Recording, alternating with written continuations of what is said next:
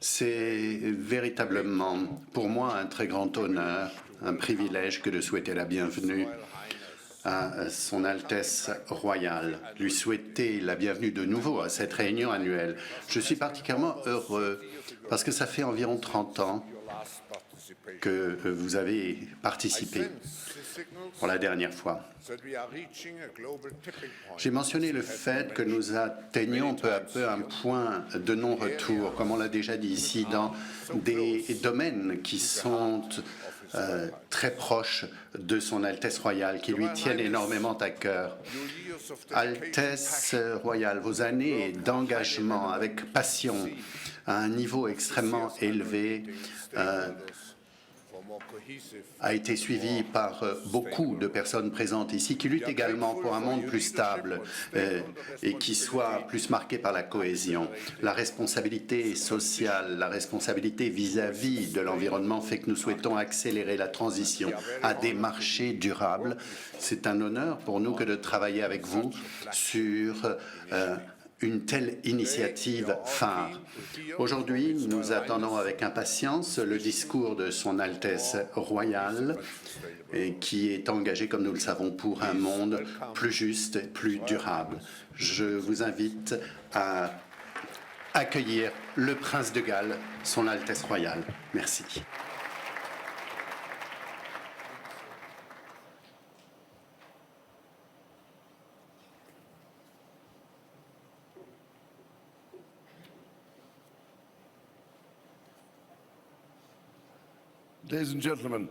Mesdames et messieurs, je suis particulièrement sensible à l'invitation du professeur Klaus Schwab à être ici à l'occasion du 50e anniversaire du Forum économique mondial, dont la mission est d'améliorer le sort du monde. C'est bien cette mission-là, ainsi que l'urgence qu'il y a à façonner les 50 années qui s'annoncent, qui m'ont encouragé à être parmi vous ici aujourd'hui, après une absence de 30 ans. Malheureusement, je dois vous le dire. Mesdames et messieurs, nous sommes en pleine crise. Et j'ose espérer que cela est bien compris maintenant, aujourd'hui. Le réchauffement de la planète, le changement climatique, les pertes catastrophiques de biodiversité sont les menaces les plus grandes auxquelles était confrontée l'humanité. Et nous en sommes largement responsables. J'ai consacré une grande partie de ma vie à la restauration de l'harmonie entre l'humanité, la nature et l'environnement, et à l'encouragement du développement de la responsabilité des entreprises sociales et vis-à-vis de l'environnement. Très franchement, ça a été un parcours très rude. Mais aujourd'hui, il est grand temps de passer à l'action. Pour nous assurer un avenir prospère, nous devons faire évoluer notre modèle économique. Ayant été engagé sur ces problèmes depuis 1968, lorsque j'ai prononcé mon premier discours sur l'environnement, et après avoir discuté avec d'innombrables experts dans le monde pendant des décennies, j'ai fini par comprendre que ce n'est pas un manque de capital qui nous retient, qui nous empêche d'avancer, mais plutôt la façon dont nous l'utilisons. Donc pour avancer, nous avons besoin d'un changement de paradigme, rien de moins. Un changement qui inspire l'action à un niveau et à un rythme révolutionnaire. C'est avec cela à l'esprit que je suis très heureux de lancer une initiative des marchés durables avec le soutien généreux du Forum économique mondial. Pour moi, les marchés durables nous offrent un cadre au niveau des systèmes entièrement nouveau qui inscrit les marchés dans une mission plus élevée, c'est-à-dire que l'humanité, la planète se retrouvent au cœur de la création de la valeur dans ce monde. Les marchés durables génèrent une valeur à long terme par le biais de l'équilibre entre le capital naturel, social, humain et financier. Le changement au niveau des systèmes au sein de marchés durable est conduit par la demande des consommateurs et des investisseurs, par l'accès à des alternatives durables et un partenariat renforcé entre le public, le secteur privé et le secteur philanthropique. Les marchés durables peuvent également être l'inspiration de nouvelles technologies, de l'innovation et de l'échelle dont nous avons si besoin aujourd'hui. La décennie qui s'achève nous a montré que les choses sont possibles très rapidement. La transformation dans nos industries s'est faite à une vitesse grand V. Et ça, c'est possible lorsqu'on réimagine, repense notre modèle des affaires. Nous avons besoin simplement de porter notre regard sur la technologie automobile, les véhicules électriques, l'industrie spatiale, le e-commerce, pour être inspirés. Si l'on recherche de nouvelles possibilités d'emploi, des secteurs entiers, des marchés inscrits dans la durabilité, eh bien, ils sont à notre portée, avec tout le potentiel de croissance économique qu'ils comportent. Le changement de notre trajectoire actuelle demandera une action courageuse, avec beaucoup d'imagination et résolution, avec des leaders qui savent prendre des décisions. Nous connaissons tous le problème et nous devons nous mettre d'accord sur l'orientation. 2020, c'est l'année des solutions et de l'action pratique.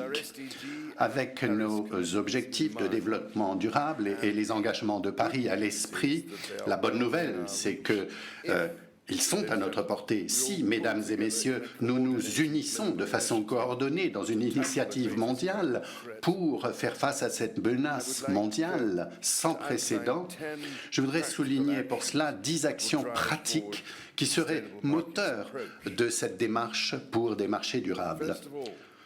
Numéro 1, changer notre réglage par défaut à un réglage sur durable. Pour les marchés durables, ça veut dire quoi? Ça veut dire que tout le monde, dans un rôle de leader, devra véritablement penser à une durabilité authentique, placée au centre de modèles commerciaux, au centre de nos analyses, décisions et actions. En d'autres termes, plus simplement, nous devons placer la nature et la protection du capital naturel dont nous avons un grand rendement au cœur de la façon dont nous fonctionnons. Cela veut dire également définir plus avant et développer une discipline et un cadre pour ces marchés durables et pour ces industries durables. Numéro 2. Définir des cheminements de transition responsables pour réduire les émissions de carbone et les amener à niveau zéro. Il est grand temps pour les industries, les entreprises, les pays de concevoir, de mettre en œuvre la façon dont ils vont arriver à la neutralité carbone et à la transition vers le zéro net. Nous devons passer de feuilles de route claires à des feuilles de route encore plus claires, plus efficaces, des échelles d'économie qui nous permettront véritablement d'avancer, de faire des bonds en avant et d'accélérer notre transition. Une petite concurrence dans ce domaine, d'ailleurs, pourrait apporter beaucoup. Numéro 3, réimaginer les industries par une vision axée sur ces marchés durables. En utilisant un cadre pour ces marchés durables, nous avons là une occasion sans précédent, incroyable, de créer des industries durables entièrement nouvelles, des produits, des services, des chaînes d'approvisionnement fondées sur une bioéconomie circulaire, en aidant en même temps à passer la transition et nous départir de nos systèmes existants. Pour ce faire, nous devons observer nos marchés en utilisant une démarche de modèle des affaires pour générer des revenus et faire fonctionner nos systèmes. Numéro 4, identifier les facteurs changeant la donne et les barrières à la transition. Nous avons besoin d'identifier, de démontrer et d'investir dans ces technologies qui changent toute la donne, dans ces nouvelles solutions qui émergent un peu partout dans le monde. Pour accélérer les choses, nous devons également identifier les barrières au progrès, que ce soit au niveau de politique, de réglementation, d'infrastructures, d'investissement ou de l'environnement, de tout ce que nous pouvons faire. Très souvent, j'ai le sentiment qu'il s'agit simplement de réunir les bonnes personnes au bon moment pour déblayer le terrain ensemble. Ce rôle d'unification, j'espère, est véritablement une contribution pratique que l'on peut faire pour les marchés durables. Parce que ce n'est qu'en recherchant ces facteurs changeant la donne, en connaissant ces barrières, que nous pourrons véritablement concrètement avancer. Numéro 5, renverser, changer les subventions perverses et améliorer les encouragements pour des alternatives durables. Pour arriver à notre échelle souhaitée dans les marchés durables, il ne faut pas avoir peur d'adapter nos structures d'encouragement qui existent depuis longtemps si nous souhaitons récolter les fruits qu'un monde durable nous offrira.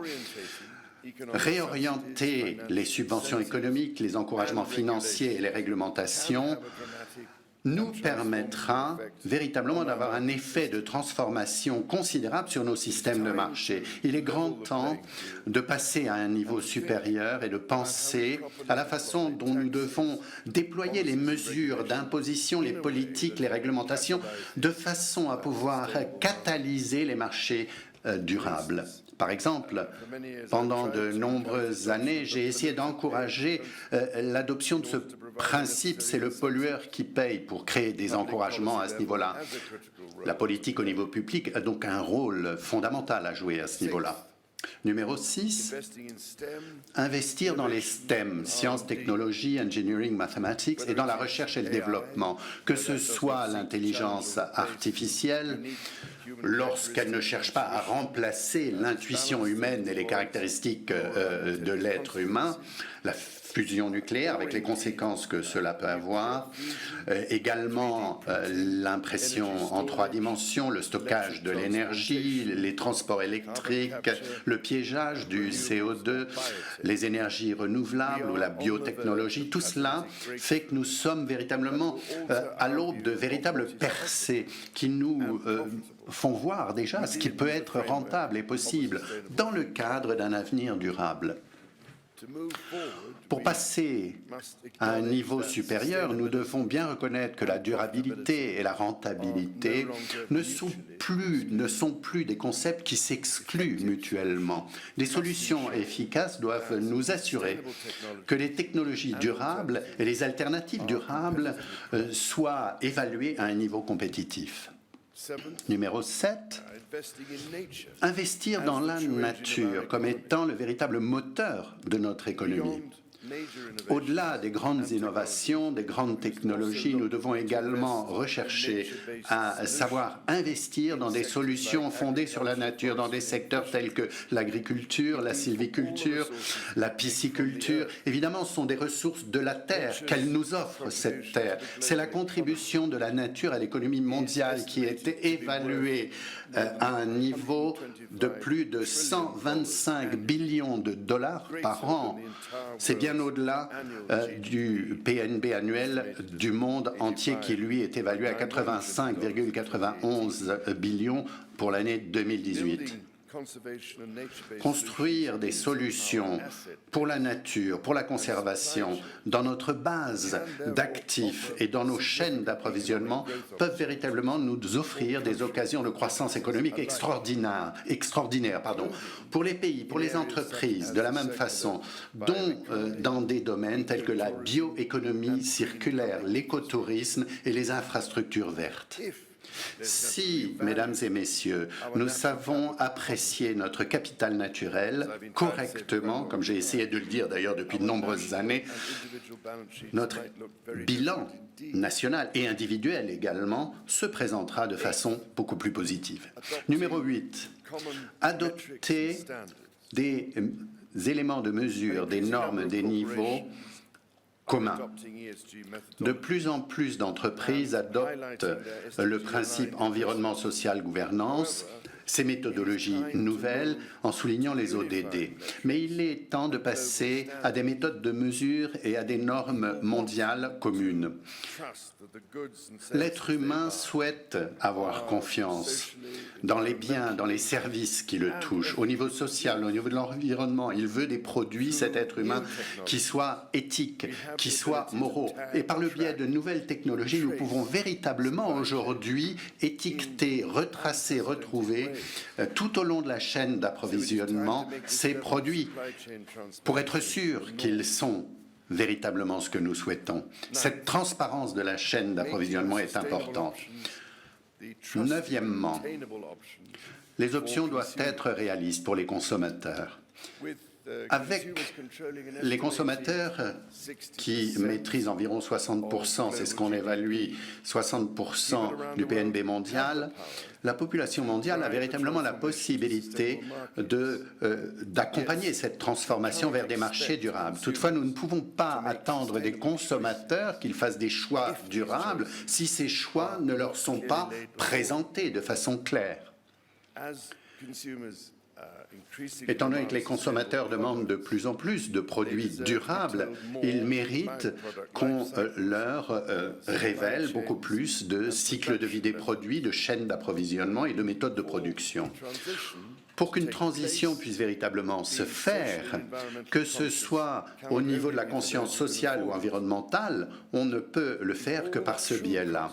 Si tous les véritables coûts sont pris en compte, que ce soit au niveau social, au niveau de la responsabilité vis-à-vis de l'environnement, je crois que ces solutions sont les moins chères. Parce que c'est là qu'il y a l'empreinte la plus petite. Nous devons communiquer mieux avec les consommateurs sur la durabilité des biens et des services ainsi que des investissements qu'on leur offre. Numéro 10. Relier les investissements aux objets de l'investissement en utilisant des plateformes qui permettent d'arriver à des solutions à échelle très rapidement. Face à tous les problèmes pressants auxquels on est confronté, il y a des solutions qui sont disponibles, mais qui sont de plus en plus coût-efficaces. En même temps, il y a des billions de dollars et de FIS, de fonds d'investissement souverains, de fonds de pension et de portefeuilles d'actifs qui recherchent des objets pour des investissements durables, avec une valeur sur le long terme et des taux de rendement appréciables. Il est temps d'aligner ces solutions durables qui existent avec un financement qui nous permettra de transformer le marché. Ceci requiert à ce que l'on présente de façon claire les investissements et les potentiels d'investissement que l'on a, mais ceci requiert un refaçonnement total de l'analyse financière des structures et des modèles de rendement que nous avons. Si nous acceptons tous qu'un avenir durable et rentable est le but de l'opération, les questions que nous devons poser sont les suivantes. Comment est-ce qu'on peut arriver à ce niveau? Avec quelle vitesse et qui sont les leaders qui nous permettront de le faire? Je dois dire à cet égard qu'en fait, nous sommes peut-être beaucoup plus avancés qu'on ne le croit. Il est essentiel que nous tirions parti du travail qui a déjà commencé et qui est bien avancé en la matière. Et en cela, je voudrais démontrer que pratiquement dans tous les secteurs, on voit des progrès technologiques dans ces industries qui nous permettent de capitaliser sur cela, sur ces résultats. Pour commencer, dans les 35-40 dernières années, je me suis rendu compte qu'on ne peut convaincre les marchés des capitaux financiers du besoin d'investir dans des méthodes et des produits qui apportent quelque chose à la planète et aux personnes que si on le fait en étant convaincant. Ça n'a pas été facile. Aujourd'hui, on peut le faire. Les gestionnaires de risque et d'investissement souvent me disent que la demande pour ces investissements dépasse en général très largement l'offre. Et en même temps, le rendement sur les investissements durables sont de plus en plus efficaces que les portefeuilles traditionnels. Dans le secteur financier, de nombreuses banques centrales et d'institutions financières se sont engagées à intégrer le risque climatique dans les évaluations des risques, dans la supervision, dans la divulgation des banques. Avec ces progrès qui ont été faits, on entend de plus en plus d'appels des institutions financières et d'entreprises à rendre obligatoires ces divulgations. Dans le domaine de l'aviation, il y a des possibilités à développer des moteurs d'avions sur base d'hydrogène viables commercial dans quelques années.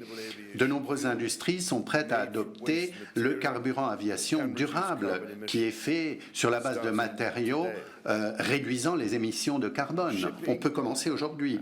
Dans la navigation, les fabricants des moteurs de bateaux proposent que ça prendra 2 à 3 ans peut-être, si on le veut, pour construire des moteurs qui fonctionnent sur la base d'ammoniac vert et de méthanol. Les opérations pourraient commencer au milieu de la décennie et devenir la norme dans les années 2030. N'oublions pas le solaire et l'éolien. Ça n'a pas encore été certifié, mais si l'industrie et les régulateurs le veulent véritablement, ça peut fonctionner. On peut véritablement à un point d'inflexion positif. Dans l'énergie renouvelable, nous assistons à des percées dans le coût du solaire également, qui a le potentiel de révolutionner pratiquement tous les secteurs. Nous arrivons à une époque où les énergies renouvelables selon d'un ordre de grandeur qui coûtera bien moins cher que les carburants fossiles.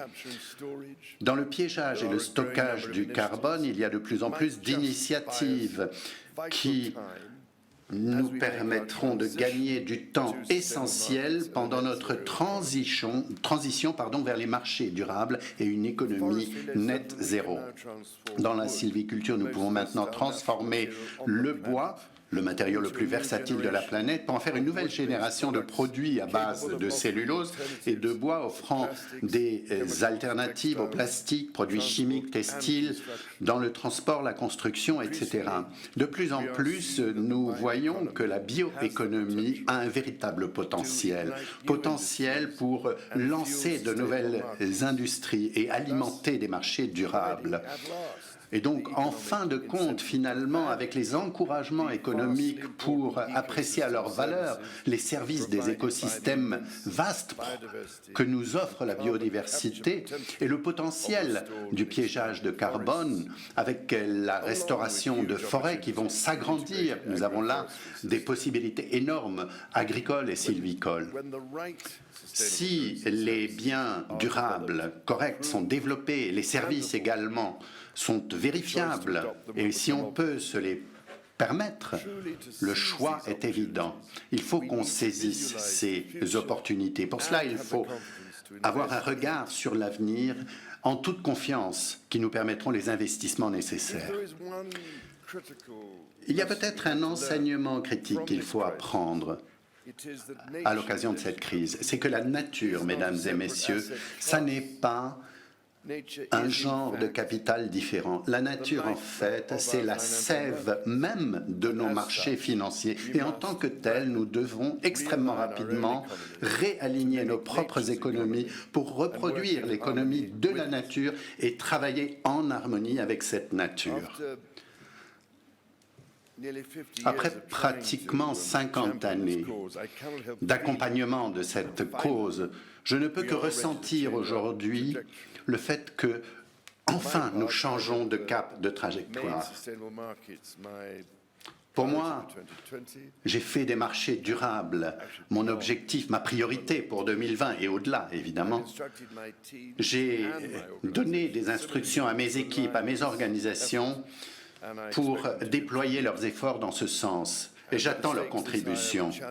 Avec de tels enjeux, je vous lance un appel, faites de même. Et une chose essentielle que je dirais, c'est que nous devons renforcer l'innovation, promouvoir l'innovation. Là, je vous rappelle l'initiative du prix Earthshot de mon fils, le duc de Cambridge, qui véritablement nous présente la démarche à suivre, avec de nouveaux horizons à la clé. En commençant ici à Davos, c'est pendant toute l'année qui s'annonce pour pouvoir identifier ces éléments qui vont changer la donne et les barrières à faire tomber lors de cette transition. J'organiserai toute une série de tables rondes, de réunions, de conférences autour de ces thèmes dont l'aviation, l'eau, le piégeage du carbone, son stockage, la navigation, la sylviculture, plastique, finance, technologie numérique, bioéconomie, autonomie, solutions naturelles, énergie renouvelable, piles, stockage, véhicules électriques, pêcherie, soins intégrés, ciment, acier, étiquetage, etc., agriculture. En fin de parcours, je rendrai l'âme probablement. Et nous souhaitons donc créer des marchés et des industries durables, mesdames et messieurs. Eh bien, ces tables rondes réuniront des innovateurs de systèmes, des investisseurs, des décideurs qui devront commencer à façonner le chemin à parcourir pour nous tous. Je crois très profondément dans l'importance essentielle à ce tournant que nous sommes en train de prendre. Je crois dans cette alliance mondiale d'investisseurs qui peuvent utiliser des billions de dollars nécessaires pour réorienter nos économies sur le bon chemin. Ce serait l'acte le plus important de responsabilité que le secteur privé au niveau mondial n'aura jamais entrepris. Et ceci sera véritablement un catalyseur, un encouragement extraordinaire pour le public, pour le secteur public qui suivra. 2020 doit être la super année, le moment du démarrage de cette action pour l'être humain, pour la planète. Nous avons la possibilité véritablement de mettre au cœur de nos réunions, de nos préoccupations, ces marchés durables. Ce sera un défi pour atteindre tout le monde, mais je ferai de mon mieux pour m'assurer que le message passe, le message de l'urgence du changement systémique, de la coopération, de l'intégration. Ce message devrait être entendu. Après tout, mesdames et messieurs, est-ce que nous souhaitons que l'histoire nous juge comme ceux qui n'ont rien fait pour faire reculer le monde qui est au bord du précipice pour rétablir l'équilibre alors que nous aurions pu le faire? Moi, je ne veux pas être jugé comme cela par l'histoire. Pensez un instant, à quoi sert la richesse du monde si on continue comme cela, si on ne peut rien faire sauf regarder ce monde brûler et disparaître dans des conditions catastrophiques? C'est pourquoi j'ai besoin de votre aide, de votre ingéniosité, de vos compétences pratiques pour m'assurer que le secteur privé soit leader pour sortir de cette catastrophe vers laquelle nous nous sommes fourvoyés nous-mêmes. J'espère que cette année, vous m'accompagnerez pour accélérer cette transition vers la neutralité carbone. Mesdames et messieurs, vous avez tous un siège à cette table. Ça doit être l'année qui nous permettra de retrouver le bon chemin pour le monde. Tout ce que j'ai essayé de faire, tout ce que j'ai dit au cours des 50 dernières années, je l'ai fait avec mes enfants, mes petits-enfants à l'esprit, parce que je ne voulais pas être accusé par eux de ne rien faire, sauf d'attendre et d'être dans le déni. Maintenant, bien entendu, c'est ce qu'ils font, les jeunes. Ils nous accusent justement de cela aujourd'hui. Donc, mettez-vous dans leurs souliers, dans leur position, mesdames et messieurs. On ne peut plus perdre de temps. La seule limite que nous avons, c'est notre volonté d'agir. Il est temps d'agir. C'est aujourd'hui. Merci.